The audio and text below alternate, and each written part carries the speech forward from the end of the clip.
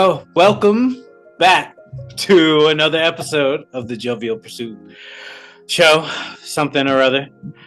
I'm your host, Jovi, who's humbled today, with my co-host, Brandon, who I just told a story to.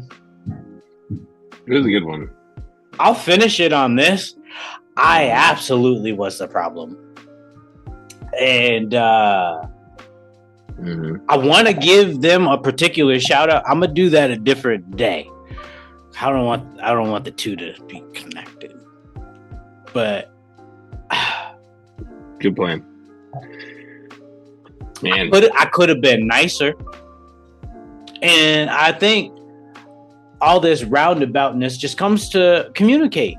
Hey, if you got a problem, communicate. If you got something that's brewing in your mind, talk about it, because your mind's probably blown it way out of proportion, and you might have said some things that you're gonna have to eat later on. Just someone's gonna eat it. Right now it's my dogs, but yeah.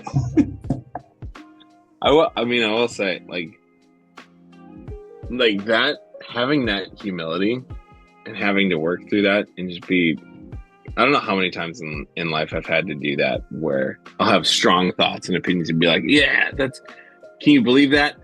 And then it comes back and I have to be like, I should just not say strong opinions ever again in my life. Ever. Right. Just like I was telling my... I think that kind of is what he kind of got across. Yeah. Well, there's part of me that wants to go back to 15-year-old me, go back in time and be like, hey man, I'm going to give you some advice for the next 10 years. Shut up. Just shut up. Just don't say anything. Just shut up. Just ask questions. Ask questions. That's all you need, man. Shut up about everything else. But nah, I feel some type of way. Shit. Yeah. She's like, wait, but who are you? I'm you. And I need you to understand this right now. Shut the fuck up. Shut it up. And they're just like, done right now. They're just like, okay. I'm more terrified of myself in the future than I am of anyone else around me at that point. Because I ain't never been so scared in my life. What do I know that I don't know? Right. Well, that's what I mean. Going back and seeing future you, be like, hey man, we don't, just quiet. Just be quiet. Hush. You'll make myself would have slapped me in the face. Cause I would have been like, who the fuck?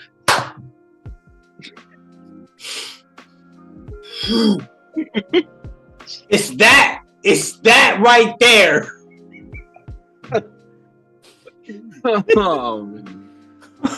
Wait. How can you touch me? Wait, I thought you weren't allowed to. You just started bringing science into it, and it's like,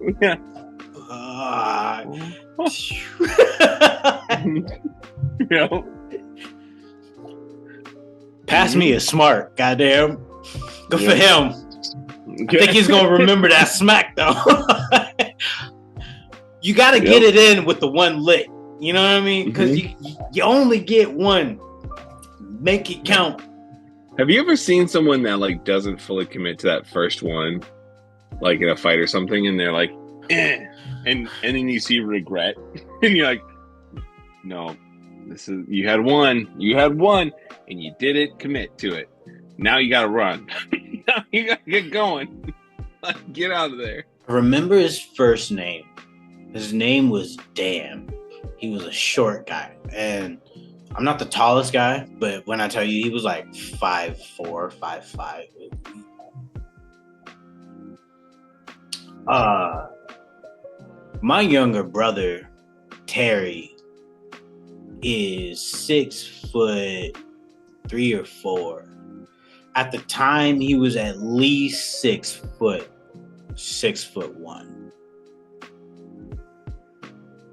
I remember it like it was yesterday because it was finals week and they fought outside the funeral home, which is literally next door to our school.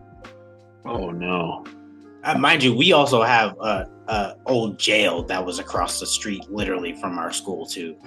So we had like lockdown situations. So actually, we had some people that broke out, and our whole shit like shut down. Like for hours. They said, "Yeah, no, pack these kids on the bus. We gotta get them out. We got cons on the loose."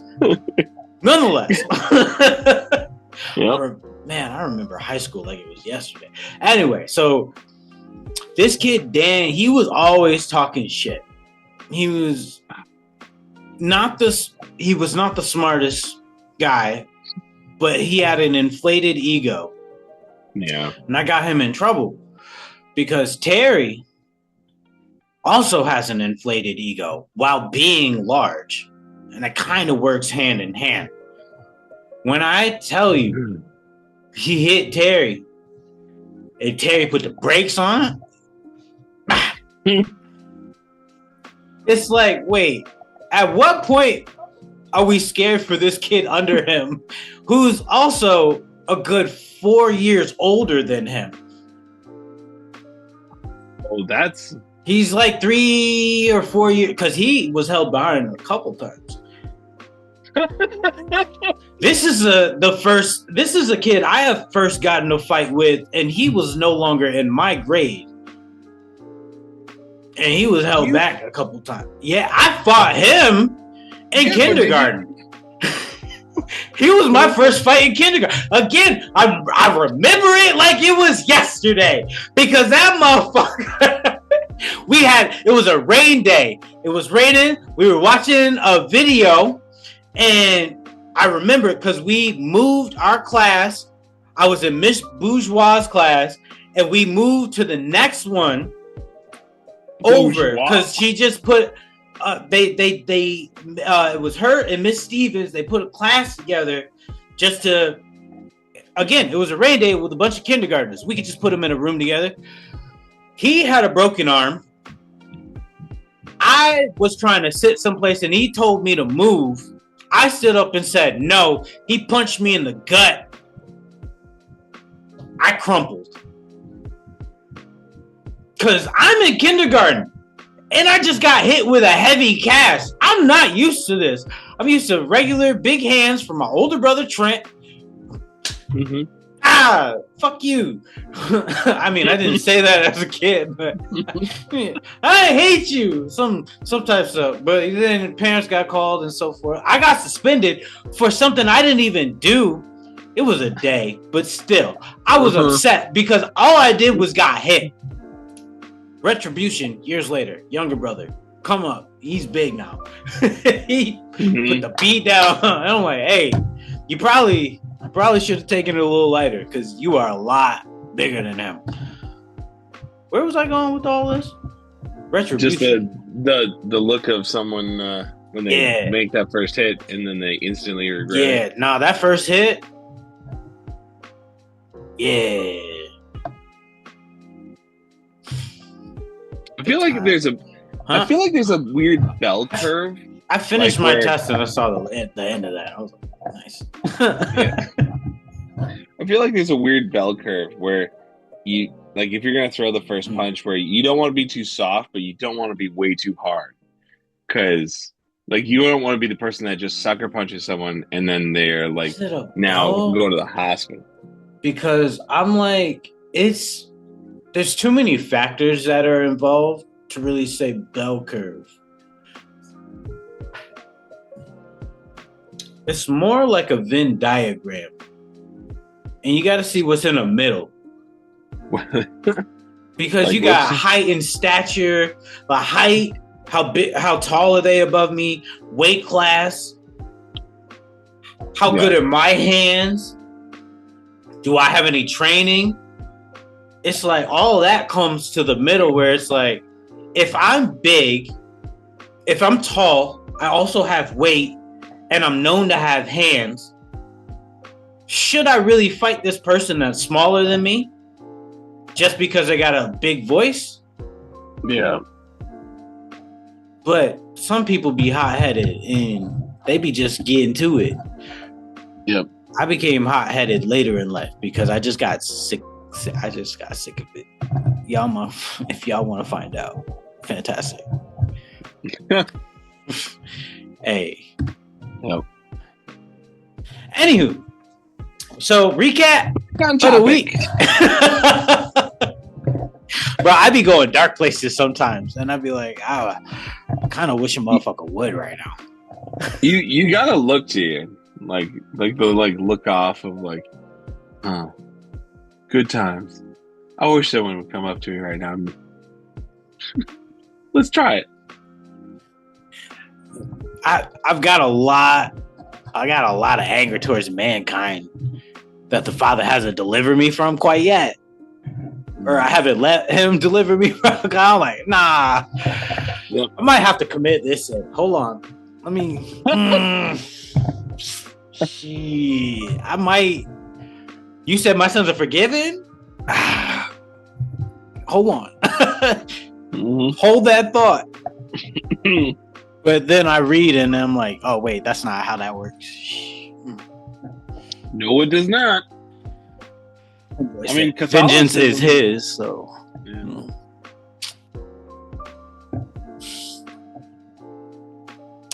I'm upset. Understandably.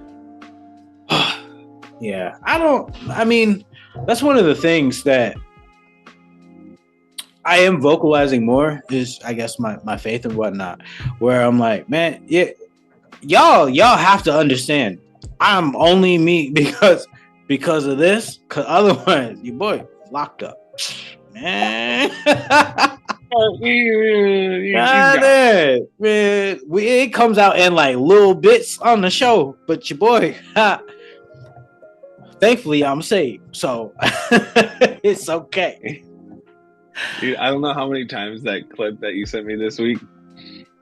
How many times? I sent you a bunch and you ain't answer some more. All right. You sent me 3 today. First of all, the temperature one you sent me before. Thought I did. Yeah, no, I thought I did. But the under the blood, like, like, because I did I tell you I played the whole thing after? Yeah, because I sent you the one like where Shane Gillis was on SNL. Yeah. And then like you sent me like the legit, like, bro, I didn't know which came first. The pastor. Yeah, the legit one. But I'm telling you, like, I don't know how many times, like, since that I like started singing it for the kids. Like, under the blood. Because he just, I'm like, hey, my God, I'm out here, shoulder. Yeah. Man. But he went off though. Mm-hmm. I posted it right after that. I'm like, nah, y'all gotta hear this. I don't care if nobody watched this but one person. Y'all gotta know. Yep. That was a good one. I think that was like right after that. I was like, man, white people church music, just white people music. Y'all got gothic. Y'all got Halo music. The game Halo. Man, what's that like Halo music? It's a bunch of white dudes in robes in a cave somewhere. Right, and one eunuch who gets high pitch. I think they just use balloons now. They just use helium now. Probably. They're like, hey, typically we would have cut one of y'all's thing, but we got helium now, so.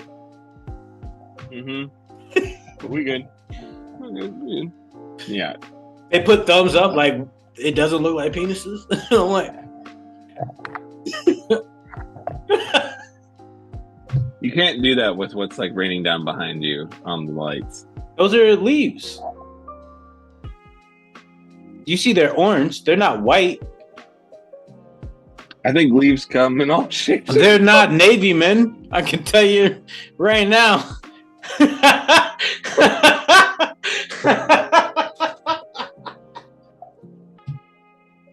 None of this what I had on my episode. I know. Let's get back on. Okay, hold on.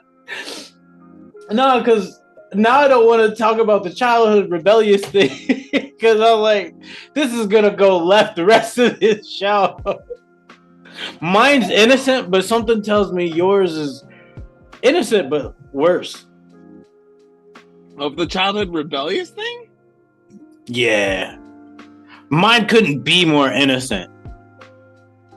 Okay, let's go there because I'm curious. I thought for sure yours was going to be. I think I've told you mine. You in personal life know mine, unless you've forgotten. Okay, one of the most rebellious things I did as a youth. My mom used to work night shift, so you know. You're telling me like that's it? That one is like that's peak rebellion. The youth? Yeah. As a child? Well, I mean, the whole reason this sparked was because of our conversation the other week, where it's like, yo, we both kind of just dipped out for our ladies, and our moms was like, hey, what you got going on over there? You're like, nothing? I'm not doing nothing. I'm praying right now. I don't know what you're talking about. First of all, in fellowship. Mm-hmm. In fellowship. You didn't ask with who. I'm out here building relationships at gazebos. Dude, gazebos were a weird, like, for like the 90s people. It was like the iconic romantic thing to do. Like, we should go hang out at a gazebo. I don't know that they're still that way. Like, that feels like they're not. When I tell you, I felt like the last person to be like, "Yo, gazebos, let's go hang out there." Mind you, I grew up in the smallest fucking town, so anybody out there in cities, shut the fuck up, because I'm not talking to y'all. This is small town living. Y'all don't know nothing about that. All right? Y'all did proposals at bus stops. Shut the fuck up. True. I'm like, I wear Timbs, but I'm also like, get your Timbs and shut the fuck up. Go sit down somewhere. Go catch the 105 on South Street. No, this is for us who had a main street, and that was pretty much it. That's it. All there is. Couple stores down, we had the gazebo. And when I tell you, that's where I was like, Jill, let's go hang out. We meet at the gazebo. We go walk around town for a while, and we close out at the gazebo. That's where we had our first kiss. That's where I said I want to see your titties first. That's also where I proposed to her. I might have to cut the second part. Mind you, she didn't show me. But okay. I'm gonna tell you the corniest shit I ever did in my life. All right? And it has to do with the woman that I'm married today. So, I didn't know how to talk to chicks early on in my life. I had chicks that talked to me, and they were like, "Oh, you're cute" or whatever, but I was like, "Cool, I guess." But I was your boy was shy, and that cut the curve real quick. So then, when I was interested, I tried to do like some old romantic shit that I saw in a movie. Mind you, it was black and white. It was a black and white. That's what I mean. Like the gazebo, like for those of us that no. Because when I tell you, one of the first things I said, because I was like, "Nah, you're cool. Everything's great," and I was like, "Also, I really like your bosoms." Please tell me you didn't actually say that. You said the word bosoms? No. Go ahead. I'm gonna clock out. I'm gonna clock. I'm gonna go ahead. Pack up bags. Hold on. Fumble stuff. Wait, because I gotta go. You actually said the word bosom, Sir. Oh no! Your boy is he's a lot more suave these days. What well done. Like your boy done learn the thing. Yeah, where you so when you went this way, like on improving, gazebos went down. Oh, I shit you not. She tells it to this day. She tells people, and I'm like, yeah, your boy was corny as fuck back in the day, but he also ain't have black people around to teach him what's up. So all I had was black and white movies that my mom used to force me to watch, and they was like bosoms instead of titties or breasts or whatever. And here I am being like, hey, you're kind, you're beautiful, you got nice bosoms. That's nice. I like titties. Your boy been in the titties since hella young. Your boy titties, great. But that's not something I should have led with in any regard. Bro,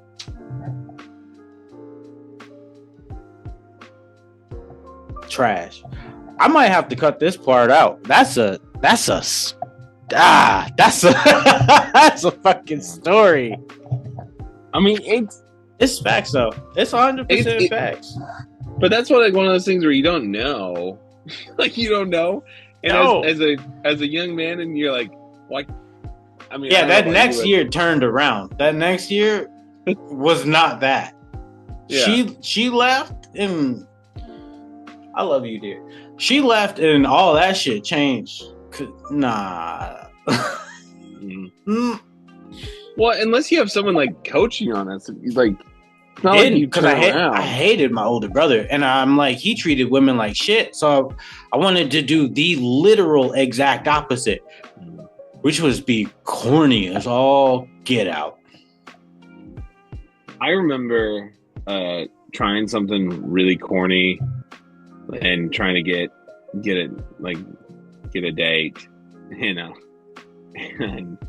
like going way over the top, like presents, music, like the whole dancing spiel, like, and going way over the top because I thought that. Nah, I'm gonna need you to go in detail because now I can't be the only one on Front Street like this. So it was like a snowy evening. It was this person that like had a crush on, and I thought we had a thing. And turns out, when one of the biggest mistakes that you can make as a young man is when a woman's nice to you is thinking that it's romantic. Like, turns out you can just be nice be nice, but it's not like your old man tells you that. He's like, yeah, I think she's into you a little bit because she smiles, and you're like, yeah. Do you think so, Dad? Yeah, I think you should give it a shot. I think this one's gonna be great. I hate your voices sometimes. This one's gonna be good.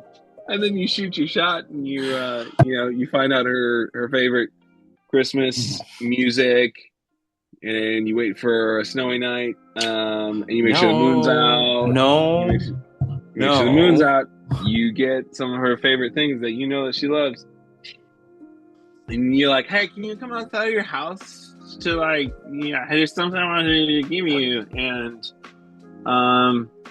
then you shoot for that, and then you do the dance thing, and you're like, this feels like you're really stiff, and I'm really stiff and awkward, and then you do the whole like, hey, I think we got you and me, think we could make this happen.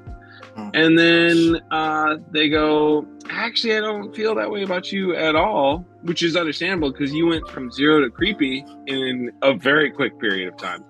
And then you never talk to each other ever again for the rest of it. God. gone. And then the best part, shit.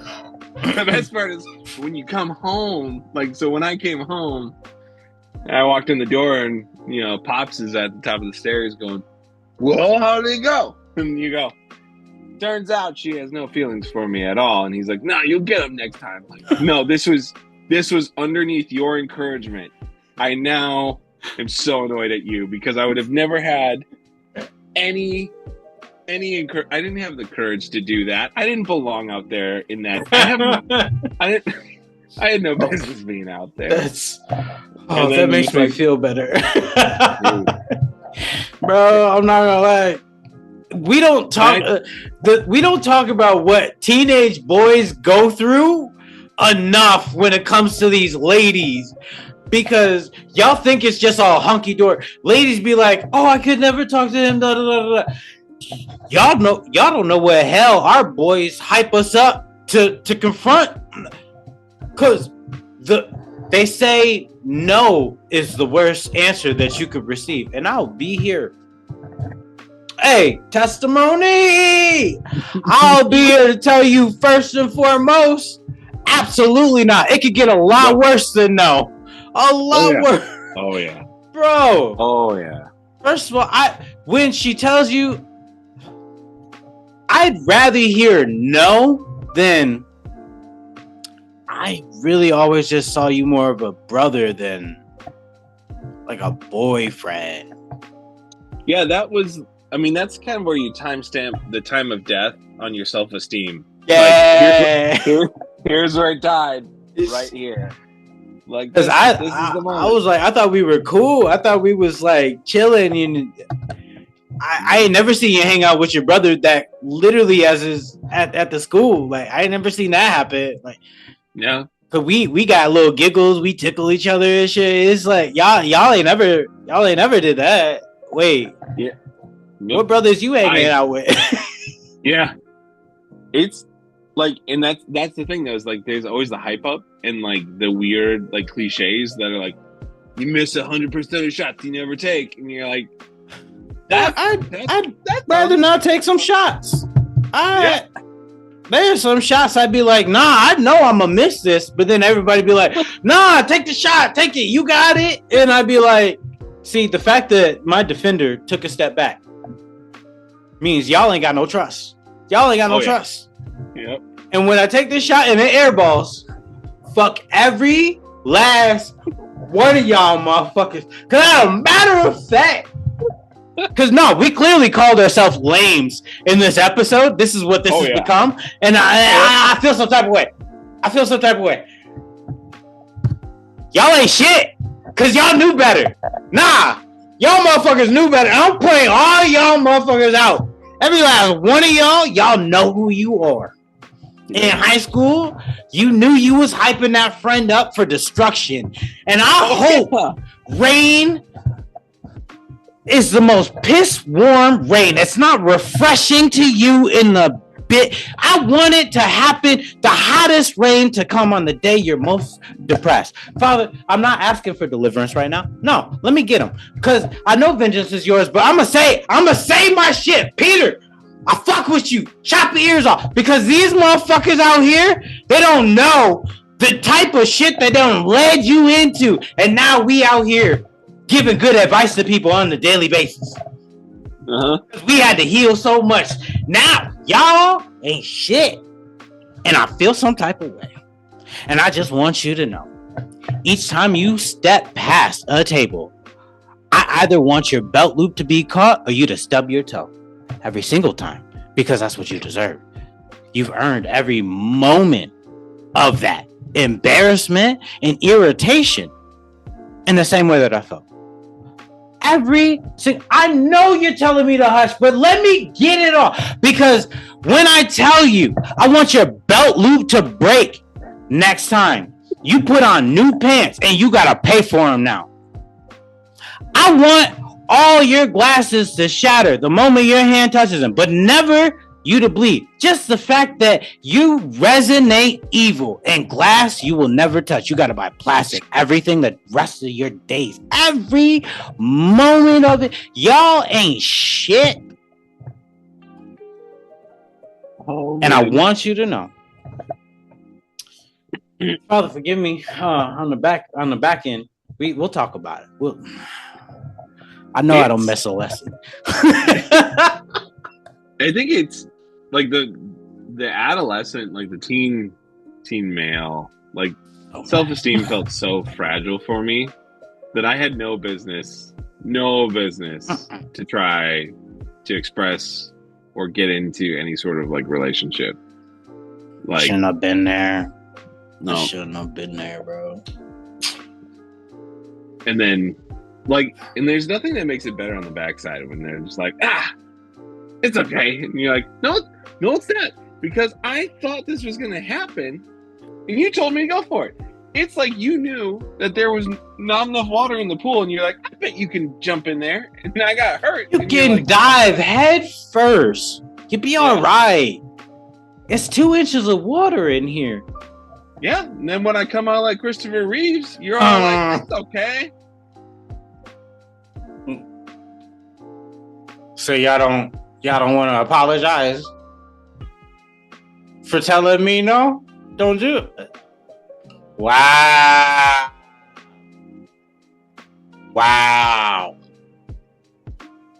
Y'all ain't shit. Why are you doing a paraplegic impression?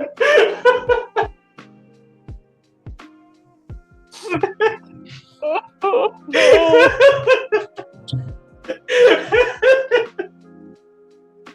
Bro, this is my mental health podcast be some dark stuff. I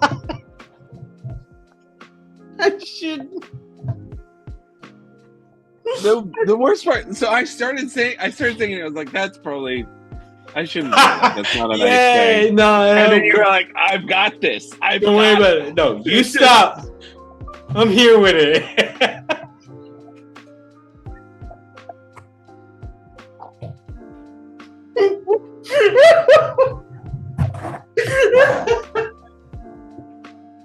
So bad. Oh my gosh. Oh no. Bottom line. Yo, young fellas, we're here for you. Like, hey, and I'm telling you, your friends ain't shit. Stop listening to them. Off rip. It comes from a place of pain. Don't do it. Get some secondary advice, cause nah. We gotta start nipping this in the bud, because let me tell you how this translates. We become adults and we be like, yeah, I'm not listening to you guys, and then they be telling you some rightful stuff, and you be like, nah. Get a secondary advice young. That way you learn to get secondary advice later. Because when it comes to being like, hey, you might be the sickest of the sick, you might not be. Or they be like, hey, you're healthy. And then also, you're yeah, hey, you in there. Mm-hmm. You don't want that. So learn to take advice from multiple sources and properly discern what you need from those moments. Because don't listen to me. You'll start cussing people out some 20 years later for some shit that they don't remember. But it's embedded in my bones. I remember it like it was yesterday. This whole topic started out as rebellious things that we did, and then it became most hurtful things that happened to us. My most rebellious thing was definitely lying about like going to meet a girl, though.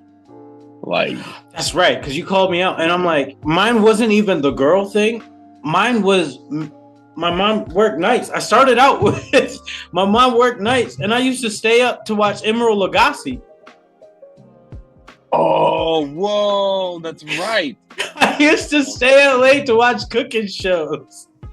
I was like 8-9 years old, and my mom, she'd dip out like 10:30, and I'd be like, Emerald comes on at 11. Oh, yeah. Because his first episode came on at 8, and that's when she was trying to get us to go down, and I'm like, nah. Don't. I don't want to. So 11 roll around, she dips out. I'd be like, Food Network.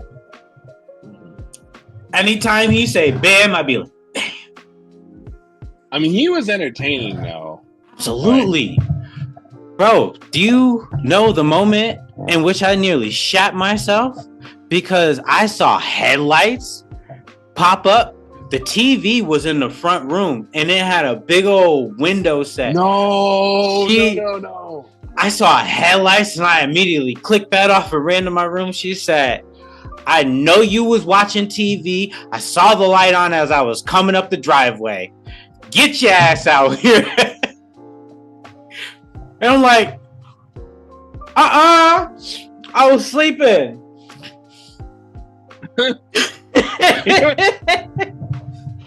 She's like, what do you do? She's like, turn it on. What were you watching? Bam. Wait. Food Network. Boy, go to bed. Yep. Cause it couldn't even be.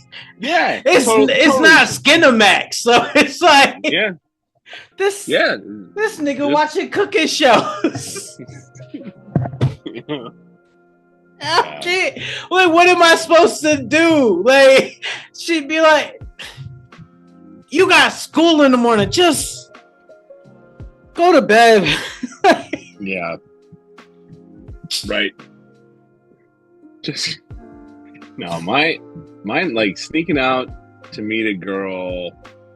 Like, I as a kid, I was a pretty good rule follower for the most part. But like, I know what it was. It was the idea of having someone that was like, I like you and want to be around you. I was like, that's really appealing. I want people to like me, so I'm gonna sneak out for that. But that was the one where mom like met me at my job and was like, I know what you're doing, and so does the Lord, and so does the devil. So all three of us been talking, and we decided to have a little powwow. We sat down and just, even when the devil pulls up and be like, yeah, no, he's really going left with this, and I didn't even ask him. I didn't even do that much. I just like was like, hey, this person, like, maybe they'll like help you with your. He took it from there. He just ran with it. Like, I told Jesus, I was like, hey, get your boy, because it's not what I meant. Can you come get him? And now as Jesus, I gotta talk to his mama, and I'd be like, hey,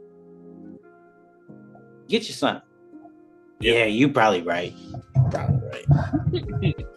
It was all harmless because I tell you what, obviously from my story, I wasn't getting no tail. I said bosoms. Tail coming my way. I will say, we have to talk about what we were mentioning here yesterday. Next episode. Yeah. Because when I tell you now I just want to be going. I don't care if the next episode gets monetized. I might pull up theme songs. I might have to put them in. Because, bro, I never got so excited as the way that we were talking about those theme songs. We had some good ones. Good ones. We'll pull those up for next time. I think I said my good advice early already. Teenage youth, stop listening to your boys. They gonna get you in trouble. So, and bro, I'll say this on the episode instead of post. We got our first video that hit over 100 views. Hey, we're nearly at 150 on that one. Thanks to the diddler. That keeps getting worse. It keeps getting worse. It's so much worse. It's so bad. So we'll talk about that next time as well as some other stuff. Peace and love, y'all. Catch you next time.